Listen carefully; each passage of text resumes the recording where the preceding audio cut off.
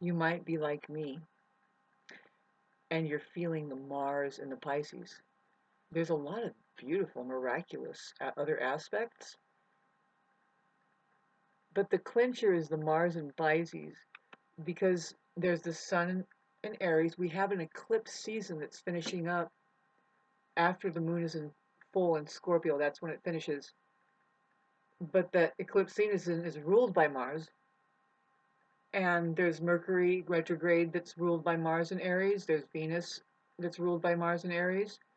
And I'm a Mars ruled person, and I'm here to tell you right now, even though my third eye is completely open and I am channeling, I don't have a sense of my physicality at all. It's very, very nebulous. I can hardly get my legs under my body. I've been working out and I've been trying, and it's like, good luck with this Mars and Pisces. And it's like, what's amazing is how, see, that's what I just wanted to focus in on that and say, boy, I don't know if you guys are feeling it, but I sure do. I am like so, it, talk about what Aries, the organism, the side of the organism has to go through is a protractor of dark nights of the soul because they have theirs first and then it's like, oops, and then now Taurus, their friend Taurus over there has it and they're like, and then another place in the chart, right? And then it just keeps going, Taurus, Gemini, and they all have to have their dark night of the soul for some reason. How do I figure that? It's evolutionary astrology points at that kind of process that moves forward and begins to waken up. And even though the Aries is very ignorant, they and so they're thinking that they're the only awakened one possibly. And but really, it's when you say I am, you're saying I'm awake, babes. And so they're kind of exempt from, uh, say, reactive modes.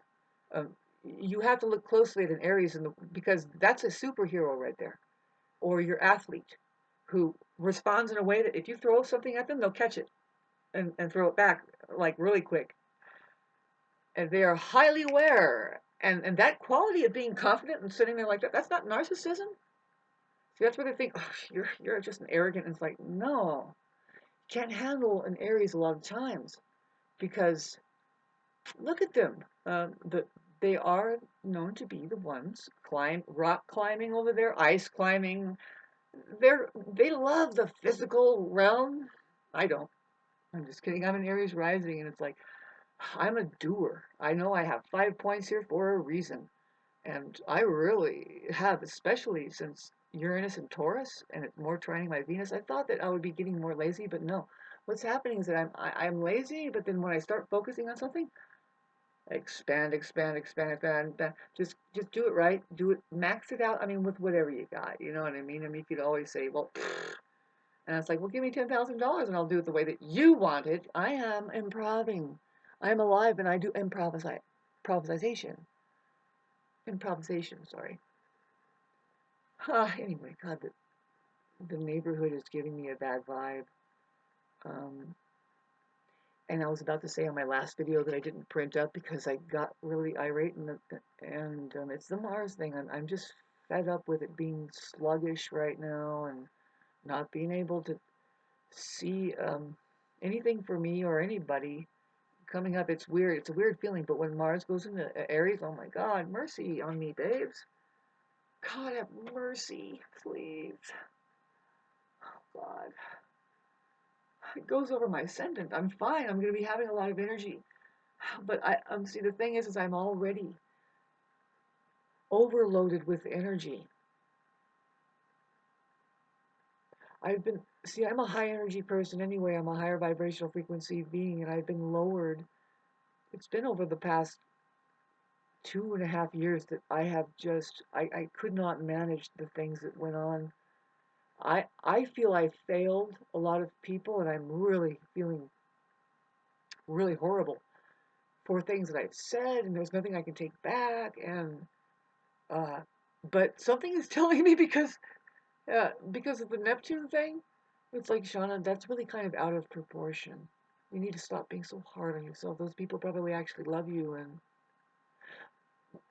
but the curious thing is, it's like there's no communication. I guess, I really fucked up, and I am remorseful. I'm experiencing karma, and there you go. But really, I'm the kind of nature I say headbutt. I'm like, but wait a minute. Isn't there a bigger picture? And didn't you have an authentic reaction? And didn't you have an authentic presence? Because that's usually what we are. Is we're just frank, and we say we're just doing a spontaneous thing, and it's like we we should communicate more. I'm sure, and say, look, did you notice that I was here and gave you a free deal or something? And you keep doing that and doing that and do that because people won't notice it that you're showing up in a certain way. It's God. The last 4 years has been so miserable with this weird competition thing that money's involved with, where everything, everything is being centralized and then going to the trade company or something, and you can't. They're whacking back right now. Private farmers in Oregon where they do wine growing and stuff, and they're going to court about it. They are trying to. That's a sign of war when they keep trying to starve out the people and also stop them from growing things. That's the sure sign. Farming, take the F down, arming. If you can't arm yourself, you can't farm yourselves. You're being held captive by an institution that will feed you food if you just work for money and do something. What is it? Make sure nobody can farm. It's one of the things. Just make sure nobody can farm. What are you doing to make sure nobody can farm? You could be using pesticides on your property, which will poison other people's properties, especially like the GMO plants, or just live in a box and forget it and say there isn't any farming that needs to be done, and you celebrate just there isn't anything to be done, and 2 plus 2 is 5. Whee! Give me my food coming in from Bill Gates over there that they just made, and you already have water and your entertainment coming in.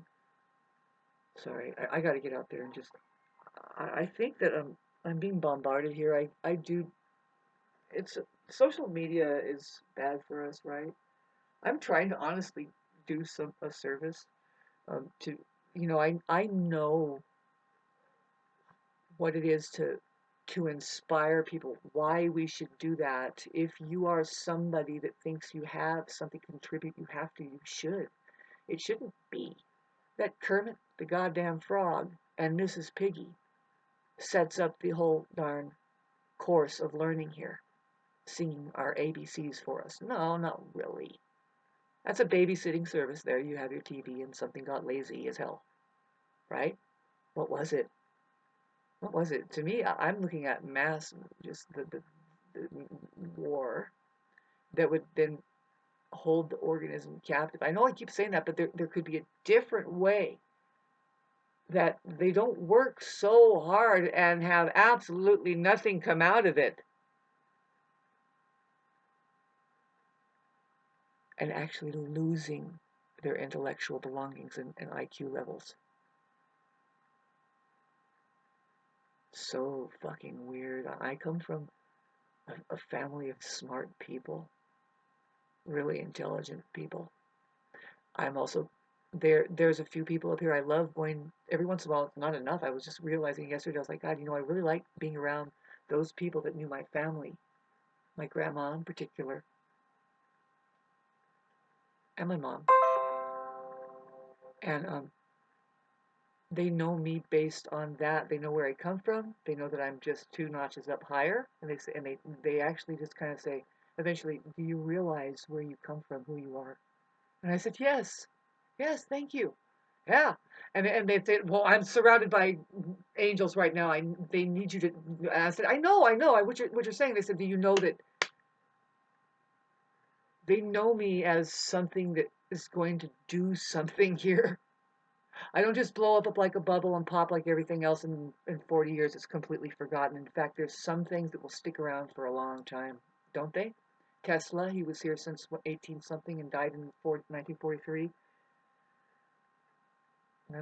And we're just hearing about him. We'll just start hearing about him. He might be morphed into some kind of Christ or an alien or something. You don't know. As far as history concerned, it's like, how did we don't know. How did we get this? It could be completely changed into something so far out you wouldn't believe it. And there would be nobody else to look you in the eye and say, that's not true. I was here when it happened and blah blah blah. Just give it 40 years and the whole thing morphs. Which isn't that really that cool. There are upper spectrum creators and that look at this frequency that goes on down here, and when it starts going off course, like, oh really? You think you're going to patent the human being now and mix in a piece of metal and then hook its brain up and then start create a human heart inside of a pig and stick it in there and do that? It's like reset. This particular thing now, it has to just be sunken under, dipped under the ocean for a while, then come back up. Short little process that we do here every, could be 20,000 years or just 2,000. You don't really know. 600 years ago. Nobody knows really. Not really. A friend of mine got together. We were pretty intense, you know. We're looking at each other. It's like, yeah, I know it's more like 400 years. Yeah, 400 years. We don't know anything. All hearsay. There's technologies that are melting shit down and brushing things over and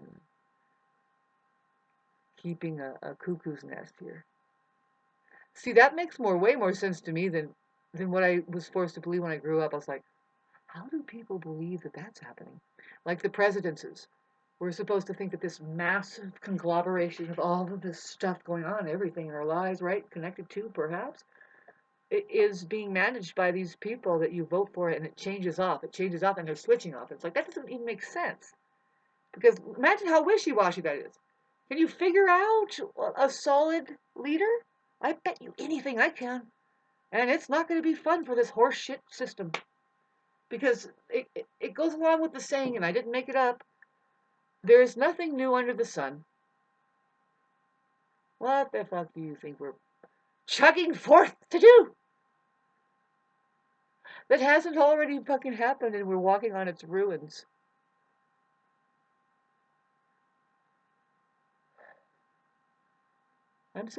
You and me and a happy family.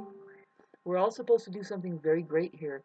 Some of it, all of it, a lot of it needs witnesses. It's just to be a witness and say, no, I saw that person do that, and yeah, they said that, and the children behaved this way around them. There was a little bit of a, or vice versa. You can say, no, that person was, and it was good that we took them to the volcano and pushed them in. We're not going to miss them, but that's not even news. Believe it or not, the story of Christ is good news.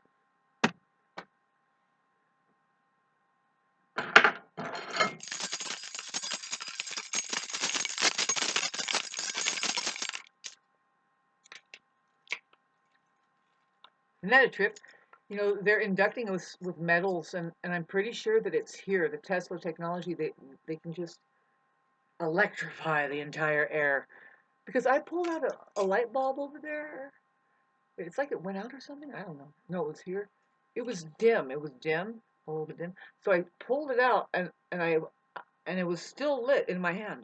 Right? You've seen that. Something going on with them. And anyway, no, I. What happened was, see, the light bulbs are already made this way, where phosphorescence, I guess, phosphorescence, um, fluorescence, where my hand touched the light bulb and then there was a spark, you know, a static electrical discharge, and the light bulb lit up right there. The whole thing lit up. It's like the gas and was in there or something. But anyway, thanks for listening to that. I am doing what I was trying to explain about the Mars Pisces. It really feels like it's just like, no, it's downtime still. It's like spring hasn't really sprung yet, for technically, for what? Well, we're in an evolutionary process that's very, very, I was going to say it's bottlenecking. I say it's more like, well, see, Mercury is doing a really good job at being in Aries. And what I've noticed since Mercury in Aries more, and I have a pretty good ear, and it's like, oh, this is new. The people that I watch on Facebook who do astrology and stuff, and they try to do stuff like me and talk about it. They're all going, they're clearing their throats, like, pardon me, and some of them don't even care. And it's, and that's just if you knew a Mercury and Aries person, their speech. Mercury rules what you like to talk about in your mentality and your speech patterning too, and um, they are pretty harsh and rough and tumble, you know. And my friend, she had one, and she pretty soon she ends up sounding like this, something like that. You know what I mean?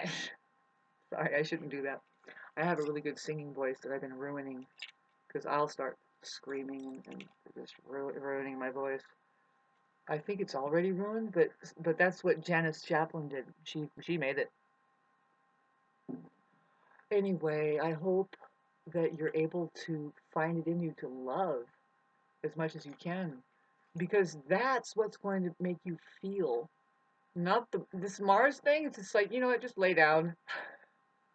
Mercury has something to say again over and over. That's kind of get repetitive. It's like you're gonna say, well, didn't you say that last time? It's like, yes. Can we just make sure we're saying that? And who cares if you said it? Do you have an action behind it? This is where it's like, let me get my legs on. Let's get Mars and Aries. But in the meantime, Mars is going to conjunct Neptune. That's what's like double, like, oh, God, have mercy, babes. Because Neptune's in Pisces anyway, going into this deeper degree. And it's like, Pisces, I love you, Pisces, for ruining my reputation across the board. I see the silver lining in all the nebulous clouds flowing in with Neptune. I'm as bitchin' as ever as an artist with its opposing my Neptune, opposing my Venus in Virgo, which loves to get into the detail of making it all so very beautiful, which, how do you like it so far? I sure do not. It's making me sick. But I'd sure like to put on a performance for, hey, babes, I mean, see, you know what I mean? Because I have this venue and I think I'm going to play some music. Well, I think we're going to have to wait till Neptune goes into Aries, and by that time, what good is that going to do? Now, see, we're looking at trying to revive an entire civilization with our own IQ levels, and I say, fuck whatever you're doing with music like that. What you want to do is say this is the necessary thing that you learn to learn math. You just reintroduce what music really is, and that's what I want to do. I have a kind of a passion for music, but then it stems off into, what are we really doing here? What is it? What is it really? It's a higher learning tool. I should go out and be with my chickens. Just like anything else, but it's one of the best ones. It's the best ever, right? Um, Music being a higher learning tool, it's like this, to feel good. Even if it's a sad sounding song, it was intended to release and you feel good. So, especially for the musician, you have to play music to get the full benefits of music. The way that you feel, by the way, when you listen to a song, multiply that by 5,000. That's how the musicians feel when they play it. They wouldn't have been able to convey it unless they had that much in them to do it. And it takes passion to do anything really with skill to make you feel like that. Nothing else. And not a strive or an ambition to make money. It's a strive and ambition. And it's not a strive and ambition to fool anybody, but and not even themselves. It's just you found the truth, you found something, it hits you, you're like, what is this? And if it's in you, really, you have to find what's in you.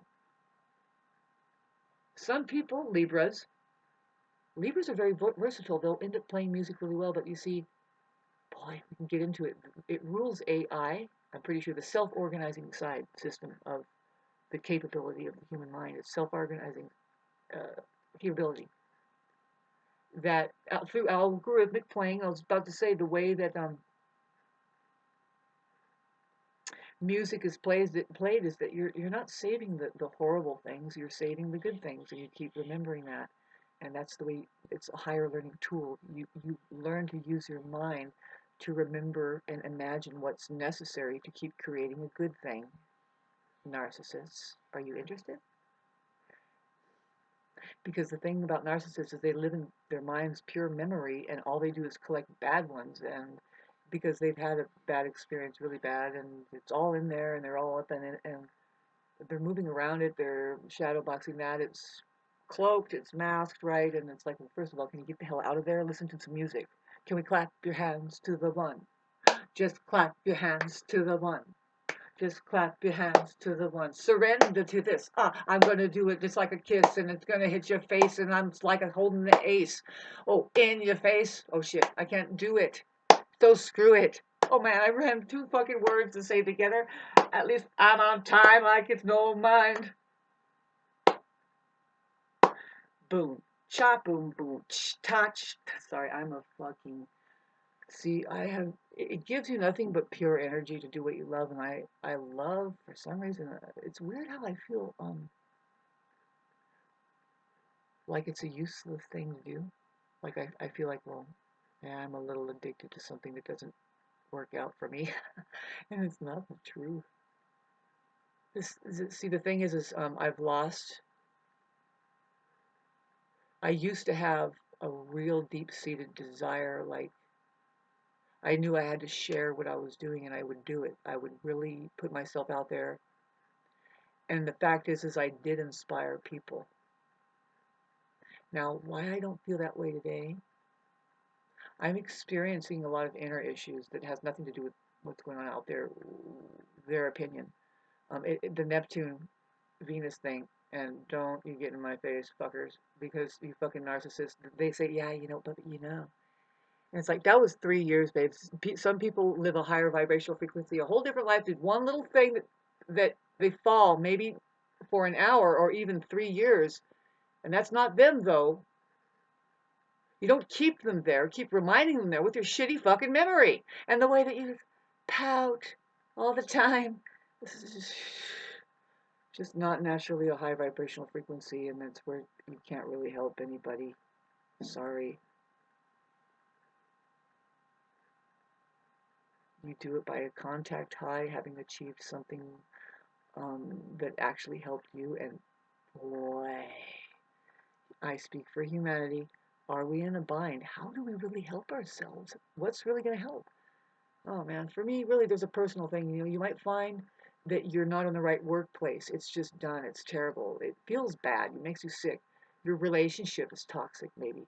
You want to get out of there. You got to change. You got to go. For me, I'm pretty sure, and I hate it. It's bad. I don't want it to be this way. I think I can get a distraction in the form of better people around me and just forget about these people around me here.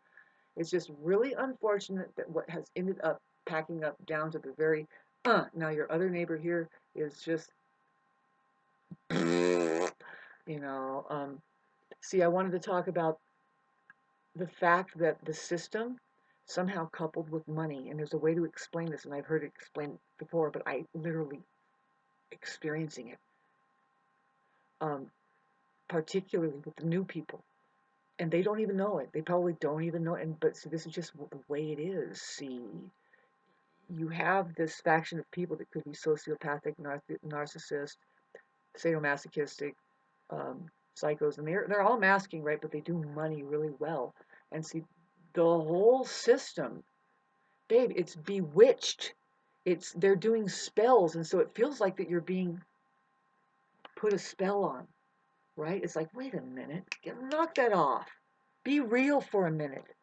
You weren't present to begin with, and that's why I was safe not talking to you, because you're just not safe. Everything you said to me in the beginning just said, oh, you're not my people.